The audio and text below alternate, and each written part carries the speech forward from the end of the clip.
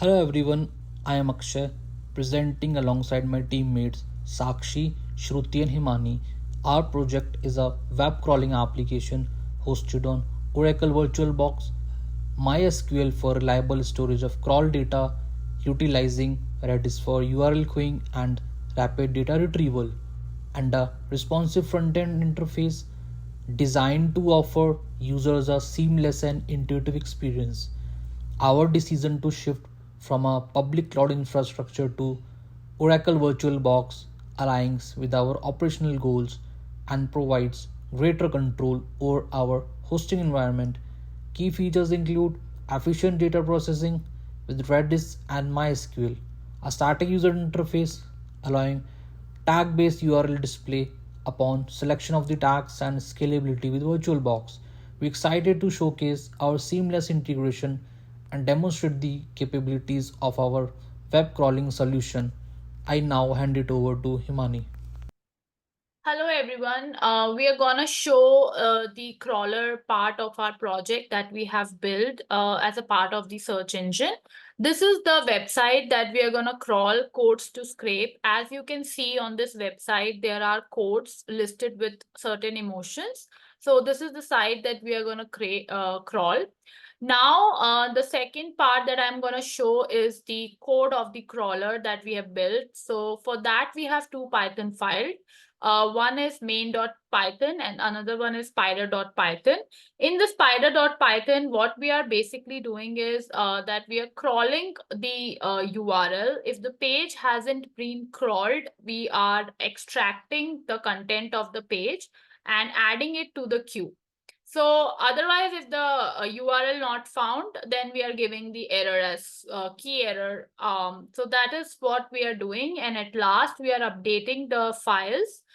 So what it is doing is it is saving the crawled URLs and queued URLs into the CSVs. At last, in the main.file, what we are doing is we are connecting it to the database because that's very important. The database that we are using is cool. So after that, it's inserting into the URLs, and this is the query that we are using. So it is inserting the data that is stored in the CSV format to the MySQL. And also, it's creating multiple worker nodes. This is done to process the URLs concurrently. You will see them shortly when I'll run the code. So now we'll go to the code part of it. This is our app server from where we are going to run the crawler's code. This is our MySQL where we'll show the results. This is our Redis server, which we'll see later how it is displaying the results. And this will be our UI server for it. So let's start inserting, let's start running the project to see how it is working. So for here, if I run this file, it shows you all the crawled URLs, right? So all these URLs are in the queued links. First, it stored them into the queued, and then it starts crawling to them. So there are 46 links in the queue, and it starts crawling to them with each of the thread, like thread 1, thread 4, thread 2, thread 3, like that, multi-threading. Now I'm going to go and display the result here on the MySQL part of it. Since we have stored it in the databases, so we will find the result in the database. So I'll use this DB called cool. Okay. Database changed. Now I'm going to ask it to show tables. You can see this table is existing. Now we will go quickly here to show. So you can see all the URLs that were crawled during the crawler, when the crawler ran, it's all stored here, right? All these URLs are stored here, and it is also giving the status of it as crawled. Hello, I'm Sakshi. So in our project, we are seamlessly integrating Redis into a web crawling application running on a VirtualBox. This involved installing Redis on a VirtualBox server, setting up a secure connection in a Flask application that is app_redis.py, and utilizing Redis commands for efficient URL queuing. So based on this code, here the Python code defines a web crawler that fetches HTML content from web pages and extracts codes along with their corresponding tags and stores them in Redis database. It uses Redis hashes to store the codes along with their tags and another hash to store mappings of URLs to their corresponding unique identifiers, that is URL hashes.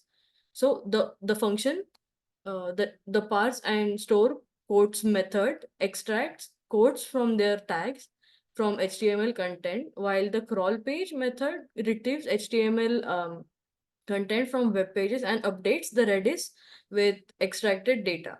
This setup allows efficient storage and retrieval of codes by tag in Redis, facilitating easy access and management of collected data.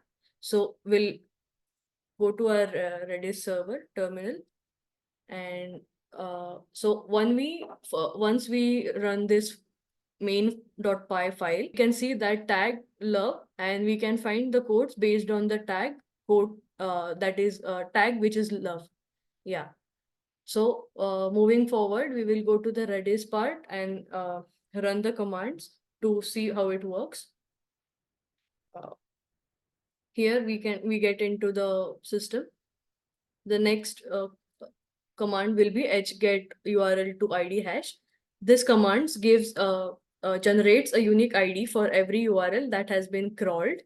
And now the next command will be get all codes. This command gives us the codes depending on the tags love or humor or whatever the tags which are there in the website or the system.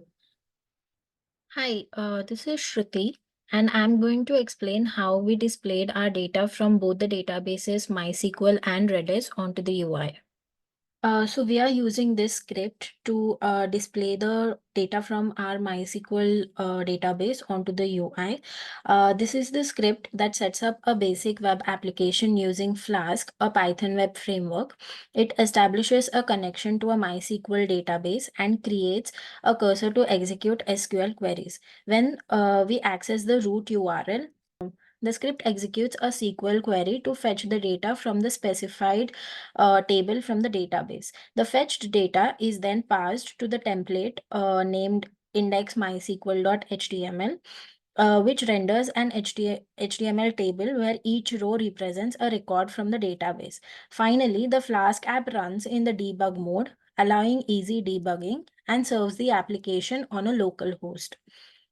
So if I run this file, I can access it from this host, and this data is then displayed here. We are again using the Flask Python web framework to display the data from our Redis database onto the UI.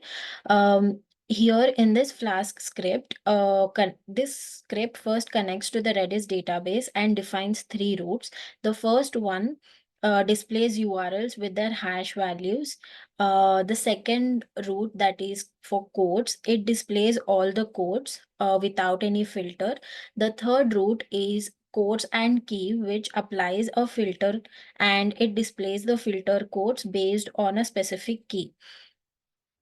So if I run the script, I can access the browser, the local host from this link, and the first URLs and hash values are displayed. And when I click on view codes, we can see all the codes here with no filter. If I click on any of the filter, then we get the filtered codes for that particular button. Like this. Hello back. So in wrapping up, tackling challenges like setting up MySQL passwords and permissions, resolving class name errors, and addressing network issues were our pivotal in ensuring the smooth operation of our web crawling project. Moving forward, about the future scope of this project, we are eager to explore integrating Power BI for advanced reporting and visualization, delving into machine learning for predictive analytics, uh, and establishing continuous monitoring and optimization practices. In conclusion, we are very happy and proud of our achievement in this project, and we would like to thank Professor Richards for his support throughout the course. Thank you so much.